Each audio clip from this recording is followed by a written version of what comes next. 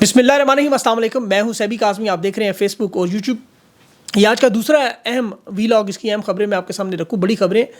Election commission ने जो अभी 41 हलकों के नताइज बदले 5 महीनों के बाद, खैबर पख्तूनख्वा और पंजाब, इसकी मैं तफसील आपको बताता हूँ।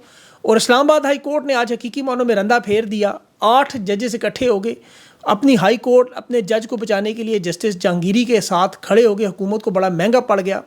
काजी साहब बड़े सादे निकले, आज तो फॉर्म 47 का पता ही नहीं निकला उन्हें। और जस्टिस आमिर फारूक के खिलाफ रेफरेंस भी तैयारी, शाह महमूद कुरैशी की हथकड़ियाँ भी खुल गई।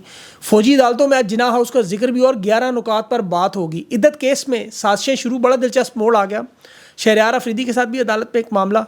और सबसे अहम खबर जो शहीद अरशद शरीफ की तफसीलात सामने आई, बड़े बड़े नाम बड़े सख्त परेशान 5 महीनों के बाद। लेकिन तफसील अगर बताऊं तो इलेक्शन कमीशन ने जो 41 हलकों में फॉर्म 46 14 नशिस्तों के फॉर्म पहले तो गायब हैं। जो इलेक्शन कमीशन अपनी गलती तस्लीम कर रहा था कि 14 हलकों के फॉर्म 45 मौजूद नहीं हैं।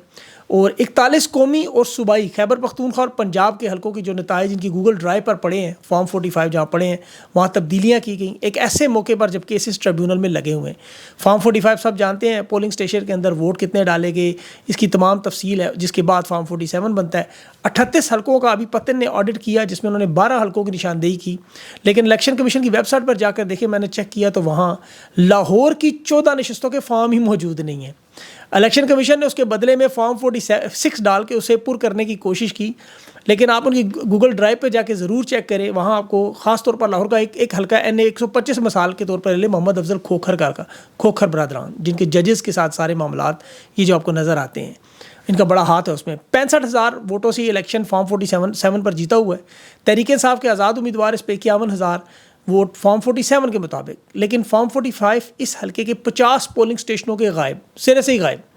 अब ट्रिब्यूनल में ही केस जाएगा तो क्या होगा ज़रा सोचिए। और 50 पोलिंग स्टेशनों के इन्होंने जल्दी जल्दी फॉर्म 46 अपलोड करने शुरू कर दिए इकट्ठे करके। अब पंजाब की 14 नशिस्तें, और यही हाल मरीम नवाज़ के हल्के में PP 159 में 69 में भी। और पंजाब की जो नशिस्त सूबाई असम्बली की शहबाज शरीफ ने छोड़ी PP 164, वहाँ भी यही हालात। अलीम खान ने जो नशिस्त छोड़ी PP 150, वहाँ भी यही हालात।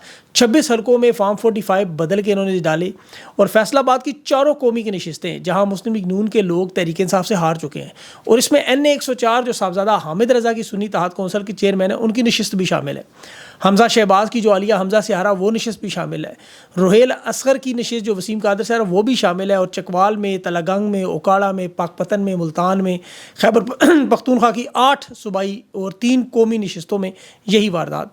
अब इलेक्शन कमीशन का कानून है सेक्शन 95 की क्लास नंबर है 10, उसके अब पढ़ें आप तो इलेक्शन कमीशन 14 दिन के अंदर ये नताइज वेबसाइट पर डालता है और उसके वजह से छेड़ नहीं सकता। यही वजह है कि ट्रिब्यूनल में रिटायर्ड जज लगा के इन केसेस को कोई छेड़े ना। हकीकी मानों में मेरे ख्याल में इलेक्शन ही कालादम होता है। लेकिन कम अज़ कम चले ट्रिब्यूनल में केसेस जाएँ हाजिर सर्विस जजेस के पास, तो ये आंखें बंद नहीं करेंगे। और यही मामला जस्टिस जहांगीरी साहब कर रहे हैं, जिस पे सारा मामला है, वो मैं आगे चल के बताता हूँ। लेकिन अभी शहीद अरशद शरीफ की बात ज़रूरी है। अवाम की नज़र में शहादत के बाद भी अल्लाह ने उसे दोबारा सुरखरू किया और कीनिया की अदालत में हक़ पे फ़ैसला दिया। पिछले वीलॉग में आपको कुछ तफसील बता चुका हूँ। और ये अरशद शरीफ की बेवा जवेरिया ने केस आपको पता किया हुआ था, उसका फ़ैसला आया, जवेरिया सिद्दीकी जीत गई। अब कीनिया की पुलिस अपना केस साबित करने में नाकाम हुई। इनका मौक़िफ़ हुआ है कि हमारी गलती हुई, हमसे गलती से शनाख्त में गलती होगी।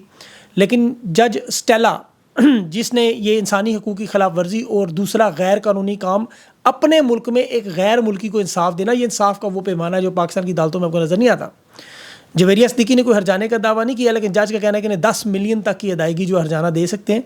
और पुलिस की मुकम्मल इंक्वायरी का मुतालबा भी है। अब अरशद शरीफ देखें, जिस इदारे में काम करता था, उन्होंने जिसके लिए अपनी जान खतरात में डालता रहा, उस इदारे ने इसकी शहादत को एक्सीडेंट करार दिया था, आपको याद होगा। इल्ज़ामात लगाए, उसके घर जाके उसके अहल खाना पर उन्होंने पर्चे करवाए, उल्टा दोस्तों रिश्तेदारों को, उसके प्रोड्यूसर को उठाते रहे। अरशद की वालदा के मौजूदगी में इन्होंने मुकदमा पुलिस ने खुद ही मदीयत में दर्ज कर दिया था, जो गुमशुदा अफराद की आमतौर पर लवाहिकीन करते हैं।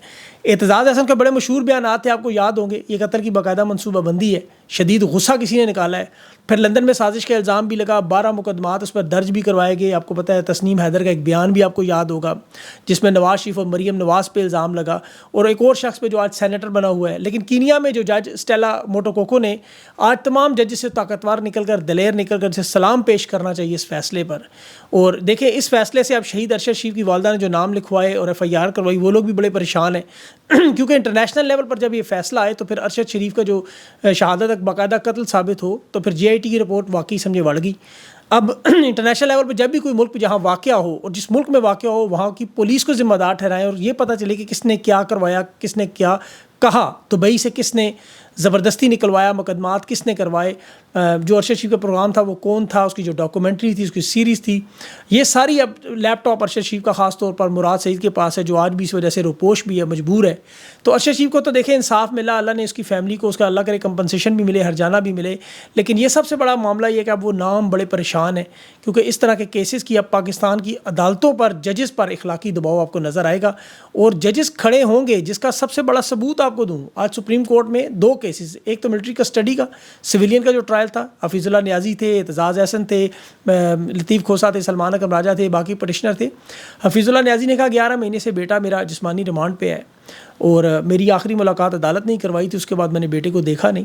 جمال بندوخیل صاحب نے آج جو بڑے اہم ریمارکس دیے اس کیس میں, انہوں نے کہا یہ کون سا گھر ہے جس کے حملے کی بات ہے, جناح ہاؤس, جس کی دیواریں جلائی گئیں اور گرائی گئیں. ہمیں پتہ چلے اور ساتھ ہمیں یہ ڈھونڈنا ہے کہ قائد اعظم نے اس میں کتنا عرصہ گزارا. قائد اعظم کی رہائش گاہ جو زیارت بلوچستان میں جلائی گئی اس کا تو ہمیں پتہ ہے, لیکن یہاں قائد اعظم نے کتنا عرصہ گزارا یہ ہمیں نہیں پتہ. اس کی مکمل جانچ پڑتال کروانی ہے. اور یاد رکھیں قائد اعظم کی محمد علی جناح کی جو رہائش گاہ ہے اس پر غیر قانونی قبضے کا معاملہ بھی بن سکتا ہے.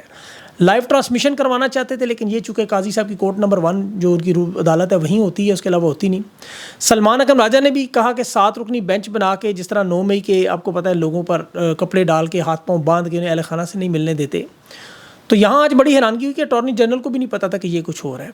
اعتزاز احسن نے تو ملاقات پہ ایک شعر بھی حبیب جالب کا ریفرنس دے کے پڑھا کہ ملاقات تو ایسے ہے جیسے حالات کا ماتم ہے, ملاقات کہاں ہوتی ہے. حفیظ اللہ نیازی نے پھر صرف جو ملاقات ہوئی اس پہ بات کر رہے تھے. لیکن یہ دیکھیں جس طرح 4 دیواریں جلانے توڑنے پر لوگوں کے ساتھ کیا گیا, کاش ملک کا آئین قانون توڑنے پر, لوگوں کو توڑنے پر, کاروبار توڑنے پر, ان کے ساتھ بھی ایسا ہی ہوتا جو سیاسی کارکنوں کے ساتھ ہو رہا ہے. عمر ایوب خود قانون کی پاسداری کر کے پہنچ رہا ہے, پھر بھی گھر پہ چھاپے. خدیجہ شاہ خود کوٹ لکھپت کے باہر گرمی میں مرکزی گیٹ پہ کھڑی ہوئی ہے لیکن پھر بھی اسے اندر نہیں جانے دیا. صرف وجہ کیا ہے, پریس کانفرنس نہیں کرتی. ملٹری کسٹڈی میں جو لوگ ہیں وہ پریس کانفرنس نہیں کرتے. اور قاضی صاحب کی دیکھیں سب سے بڑی 2 نمبری دیکھیں, انہوں نے 7 رکنی بینچ بنایا تاکہ اگر یہ فیصلہ ریجیکٹ ہو تو پھر 9 رکنی بینچ بنا کے دوبارہ سننا شروع کر دیں. پہلے جس طرح انہوں نے کر دیا اس طرح کا ایک معاملہ, اول تو ایک ہی بڑا بینچ بنا کے فیصلہ کر سکتے تھے.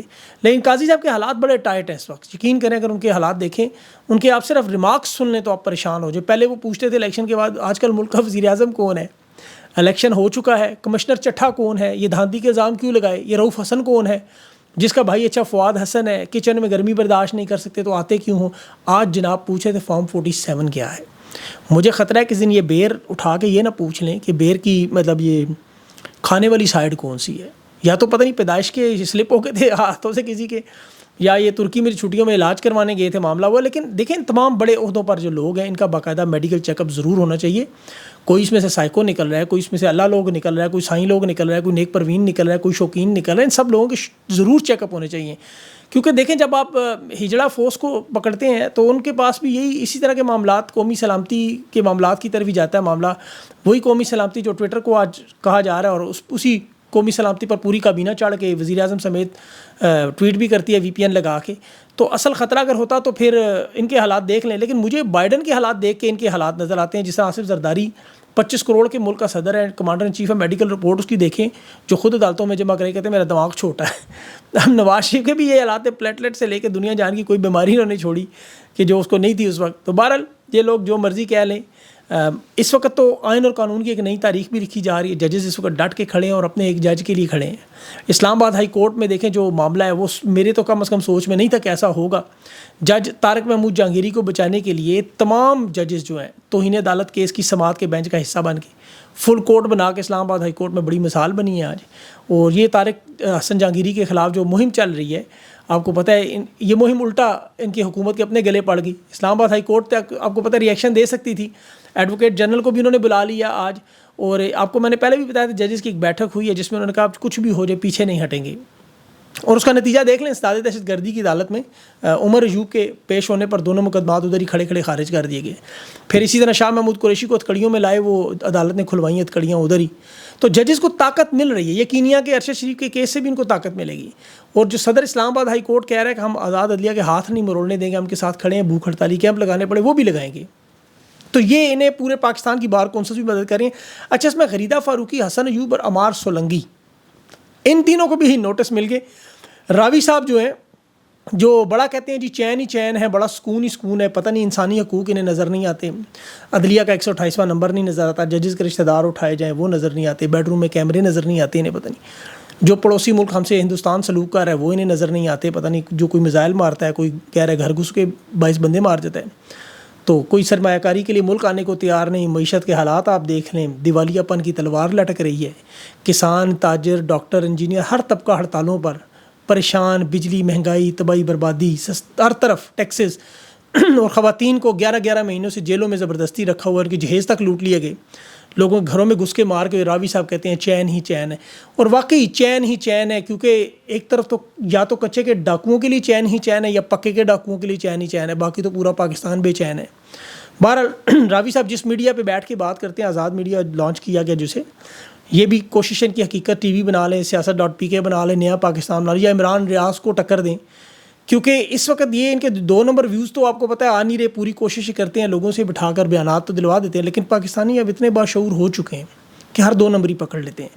اب ان کی پوری کوشش ہے, جو عمران ریاض نے خود آج اسٹیٹمنٹ دی کہ اسے منظر عام سے ہٹانے کے لیے معاف کیجیے گا کوئی بڑا کیس, کوئی بڑی واردات ڈالنے کی کوشش ہے, اور یہ معاملہ بڑا خطرناک ہے میرے خیال میں. تو عمران کو بھی ابھی پٹیشن ڈال دینی چاہیے اپنی. ایک طرف تو یہ دیکھیں ڈیجیٹل دہشت گردی کی بات کرتے ہیں کہ جی یہ سارے لوگ کرتے ہیں, حالانکہ جو مہم ججز کے خلاف چل رہی ہے, آپ صرف ایکس یعنی ٹویٹر پہ جا کے دیکھیں کہ ججز کے خلاف ٹویٹس کرتے کون ہیں. میں نے وہ ٹویٹ کی اپنے اس پہ اکاؤنٹ پہ, آپ دیکھیں کہ وہ سارے کے سارے حریم کی بہنیں, کوئی جنت, کوئی سائرہ, کوئی اریبہ, کوئی عذرا, کوئی فرخندہ, کوئی کوثر, کوئی سعدیہ, اور خدا کے بندے سارے ہی خواتین کے نام, اور کوئی مرد لڑکوں کی بھی کوئی آئی ڈی رکھ لے, سارے ہی سارے پکڑے جاتے ہیں.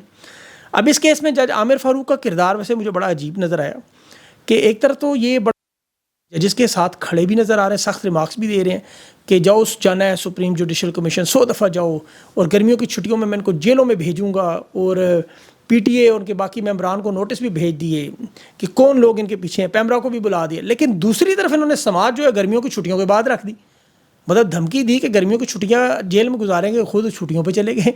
مطلب یہ بڑی باریک بات ڈال گئی. اب ججز کی دیکھیں مجبوریاں تو ہیں, ان کے ساتھ کھڑے ہیں, اور یہ فکر نہ کریں عامر فاروق صاحب پہ جو کیس اب عمران خان کی طرف سے تیار ہو رہا ہے, جس کی صدیق جان نے بھی بات کی, ٹیرین کیس ہے, اور جس میں انہوں نے مس کنڈکٹ کیا ہوا ہے پہلے سے. فیصلہ 2 ججز کا ویب سائٹ سے اڑایا, دستخط نہیں کیے, اور پھر یہ ریفرنس عمران خان جو بنا رہے ہیں, اسی طرح قاضی فائز کے اوپر بھی مکمل ریفرنس تیار ہے, اور اس میں تو ایک سابق چیف جسٹس مدد بھی کر رہے ہیں, مدعی بن کر یہ سامنے آئیں گے. تو ظاہر ہے ان دونوں کا معاملہ بھی سپریم جوڈیشل کونسل میں جائے گا, اور وہاں پہ بھی بیٹھے ہوئے 6 جج جو ان کے مخالف ہیں, یہ بھی ذہن میں رکھیں. اور اسی لیے عدت کیس میں اب نیا موڑ لانے کی کوشش کی جا رہی ہے. سلمان صفدر نے جو آج باتیں کی بڑی کھل کے, جج افضل مجوکا, اب جس افضل مجوکا جو ہے وہ اس نے درخواست رہائی کی بھی مسترد کی تھی, آپ کو یاد ہوگا, اور کہا تھا کہ 12 جولائی سے پہلے فیصلہ دوں گا. آج سرکاری وکیل کہہ رہا تھا جی محرم کے احترام میں 10 دن میں کام نہیں کرتا. محرم کا احترام اتنا, اور عدت جیسے گھٹیا کیس کی پیروی کرنا, مطلب ایک تو 2 نمبری کرنا, جھوٹ بولنا, بہتان لگا کے اپنی قبر خراب, اور دوسری محرم کے دنوں کی فکر. میں بڑا حیران ہوں ویسے ان کی. بہرحال ان کا ذاتی فیل ہے. جج صاحب کے ریمارکس بڑے اہم تھے, اور یہ پبلک میں جج صاحب نے جو کہا, افضل مجوکا صاحب نے, یہ کہہ رہے ہیں کہ میں اسلام آباد ہائی کورٹ کے جو دیا ہوا شیڈول ہے اس کا پابند ہوں. یہاں تک تو ٹھیک ہے بات, لیکن انہوں نے کہا کہ اس شیڈول میں اگر بڑے گھر سے تبدیلی ہو تو میں اس کا بھی پابند ہوں. اب بڑے گھر سے کیا مراد ہے؟ سپریم کورٹ تو اس میں شامل نہیں ہے, اسلام آباد ہائی کورٹ کا اس نے ذکر کر دیا, تو کس بڑے گھر کا ذکر کریں؟ کیا یہ بتانا چاہتے ہیں کہ یہ ریمارکس ریکارڈ پر آ جائے گی, یہ دباؤ میں ان کے ساتھ بھی کوئی واردات ہو رہی ہے؟ کیونکہ بڑے گھر کا ذکر کریں, کبھی ریاست کا ذکر کریں, کبھی تو بھول جاتے ہیں کہ ریاست جی ماں کی طرح, جی بڑی ماں کے ساتھ دیکھیں, ماں بچوں کے ساتھ نفرت کا یہ عالم ہے کہ خود بچوں کو کہتی ہے اعلان کروا کے آؤ بھرتی ہو, جو بچے نہیں آ رہے, اور ہمدردی بچوں کی عمران خان اور تحریک انصاف کے ساتھ. 2 سال میں جو ظلم و ستم ہو چکا ہے ورکرز کے ساتھ, سپورٹرز کے ساتھ, رہنماؤں کے ساتھ, اور میں دیکھ رہا ہوں علماء اکرام یقین کریں ظلم پر بولنے کو وہ سیاست کا نام دے دیتے ہیں, ظلم پر بات کرتے کہتے نہیں یہ سیاست ہے. یا تو وہ قرآن پاک پر ہاتھ رکھ کے کہیں جو کچھ ہو رہا ہے صحیح ہو رہا ہے, پھر تو ٹھیک ہے. کیونکہ 2007 میں مجھے یاد ہے 12 مئی میں جب پرویز مشرف مکے لہرا کے 60 لوگوں شہید کر کے, تو یہ وہی لوگ تو کھڑے تھے. ماڈل ٹاؤن میں رکاوٹیں ہٹانے پر 14 لوگ معاملہ خواتین سمیت شہید کی انہوں نے. پھر فالس فلیگ یہ 9 مئی بنا, 25 لوگ اس میں شہید ہو گئے, سینکڑوں کی تعداد میں معذور ہو گئے, ہزاروں جیلوں میں چلے گئے, کروڑوں اربوں کے لوگوں کے کاروبار تباہ برباد کر کے معیشت ویسے ہی بٹھا دی. تو اب ایک طرف عمران خان قید میں, خواتین قید میں, اور تحریک انصاف کے جن لوگوں پر مسلسل مظالم ہو رہے ہیں, اور معیشت ایسے میں کمر توڑ تباہی اور بربادی. پھر بزرگ رہنماؤں سے جو لوگ اس وقت موجود ہے 70 سال سے, ان کی عمر زیادہ ہے, اور اوپر سے کیا کہتے ہیں بار بار آپریشن کا ذکر کر کے جلتی پر تیل چھڑکنا. ابھی ان کی کوشش تو یہی تھی محرم الحرام سے پہلے تحریک انصاف پہ کارروائی ڈال دیں, کوئی فرقہ وارانہ واردات ڈال دیں کہ یہ جی انہوں نے تقاریر 2-3 کروا دی اندر سے. وہ تو خیر تحریک انصاف کے رہنما تھوڑے عقل مند نکلے اور لوگوں کو سمجھ نہیں آئی, وہ بچا گئے سارا معاملہ. کوشش کی ہے گرفتار کریں یا کچل دیں تاکہ مخالفت والا کو بچے ہی نہ, گلیاں ہو جائیں سونی اور ہمارے مرزے اس میں ننگے پاؤں پھریں. تحریک انصاف دیکھیں بچت تو کر رہی ہے عدلیہ کے ذریعے واردات ڈالنے کی, لیکن یہ کوشش کرتے جا رہے ہیں. اب ایک آخری جو واردات حکومت ڈال رہی ہے ایک اور, وہ 1000 بچوں کو چین پڑھائی کے نام پر ٹیکنالوجی سیکھنے کے لیے. سب جانتے ہیں کون سی ٹیکنالوجی. ابھی ان 1000 بچوں کو جو بھیجا جائے اس میں اصل بچے بھی ہوں گے جو سچ مچ پڑھنا چاہتے ہیں, لیکن حقیقی معنوں میں ٹیکنالوجی سیکھ کے آئیں گے تو یہ کیا کریں گے, سوشل میڈیا کو بلاک کریں گے, اس کا توڑ نکالیں گے. کیونکہ ان کا جو راوی اور یہ سارے جو چین والے اور آزاد والے, انہیں یہ لگتا ہے کہ سوشل میڈیا کو کنٹرول کرنے کا مقصد ایک ہی ہے بس, کہ تحریک انصاف کو تو قابو نہیں کر سکتے مانتے ہیں, تو یہ کوئی راوی لے آئیں, کوئی ڈاکٹر لے آئیں, کوئی تحریک انصاف کا کچھ آزاد اٹھا لائیں, ٹیکنالوجی بھی بس قبضہ کریں. بہرحال ان نوٹنکیوں سے ملک نہیں چلتے, انہیں بھی سمجھ آ جائے گی, اور جو تھوڑا سا وقت ہے یہ 15-20 دنوں میں آپ کے سامنے بہت ساری چیزیں آ جائیں گی.